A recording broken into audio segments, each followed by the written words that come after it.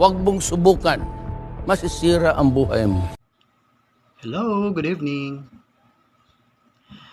Ito pong video natin ngayon is in relation sa video na pinopost ko last week.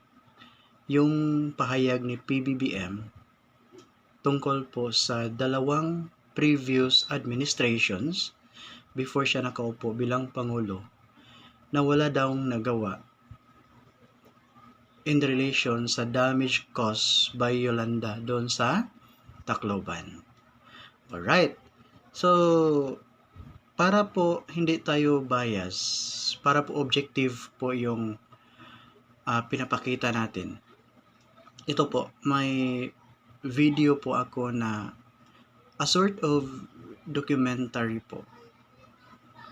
Para po i-support sa kung ano ba talagang nagawa ng dalawang administrations kay Pinoy at saka former President Rodrigo Roa Duterte.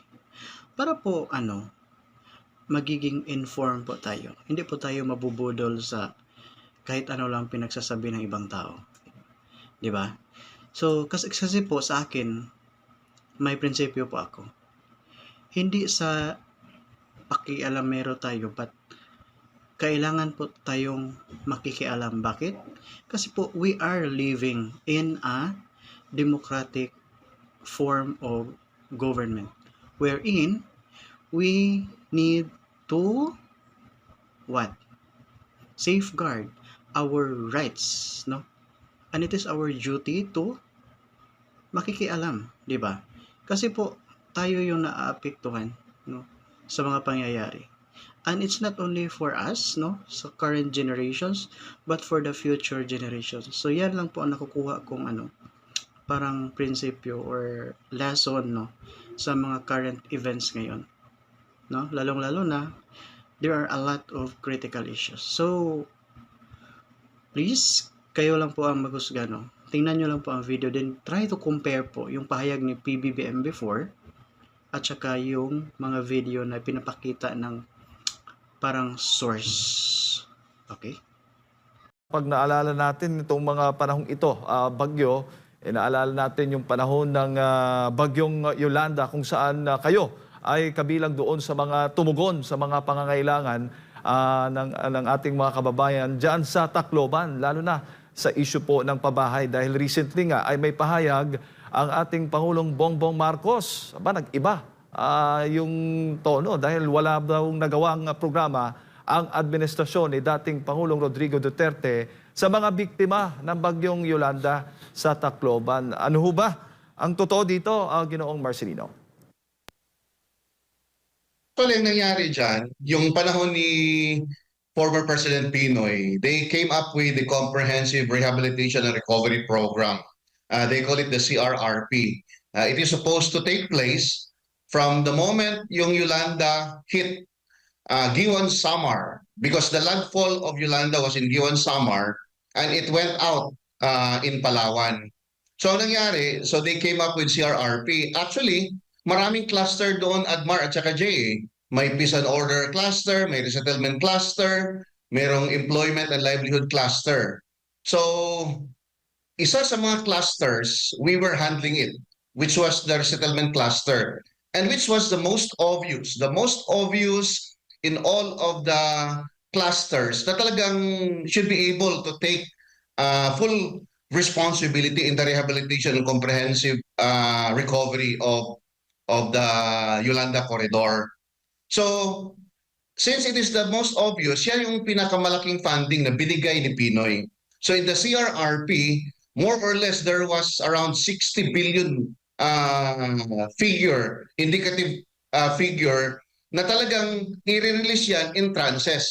So yearly from 2014, because it happened in 2013. So 2014, 2015, 2016 and onwards. And the total housing target was 205,000. Under the Pinoy administration, Admar at saka Jade, they already procured 160,000. Procurement pa lang yun. Meaning to say, they came up with a bidding process, they came up with a financing process, and as a result of the bidding, pursuant to the Procurement Act of the Philippine laws. So nag-award sila. So after the awarding, ang housing naman will not be overnight. Imposible yun. So it will take some time. 3 years, 4 years on an average. I was even surprised that even the permitting itself in the whole of the Yolanda Corridor, mahirap kunin ang mga permits because there were a lot of restriction coming from other agencies. So in short, of the 205,000, the two administration, the Pinoy administration and the Duterte administration, was able to produce 160,000 more or less. And towards the end of the 2022, paglabas na natin ni the former President Rudy Duterte, nakaabot tayo ng 85% accomplishment. And we take pride of that. Maraming testimonies, maraming videos, maraming mga documentations na ginawa ang mga mayors, governors to support the accomplishments of both administration kasi tuloy-tuloy yan eh. It should be a continuing implementation of projects. Sabi ko nga, this is housing. Hindi naman ito sari-sari store na after you buy, then you have the goods. So you have to have the land development, the procurement of land, the land development, the housing construction, which will take 3 to 4 years. But we take pride, Admar at saka Jade, of the 85% accomplishments of both administration. At kung susumahin o sa madaling salita, sir, sa panahon ni Pinoy, dahil siyempre procurement yan medyo din yung proseso niyan dahil malaking halaga ang pinag-uusapan. Mga ilang pabahay yung nagawa during Pinoy administration lamang, bukod pa kay PRD? Admar at saka Jade, to my recall, based on our records, I think under the Pinoy administration, procurement was made of the 160,000, but actual accomplishment was only 30,000 completed units. All the rest, something like 130,000, si Mayor Rudy na, si former president na, tayo na ang gumawa at saka tinapos natin under the Duterte administration and we distributed. This is the first time, Admar at saka Jade, na this is supposed to be recoverable.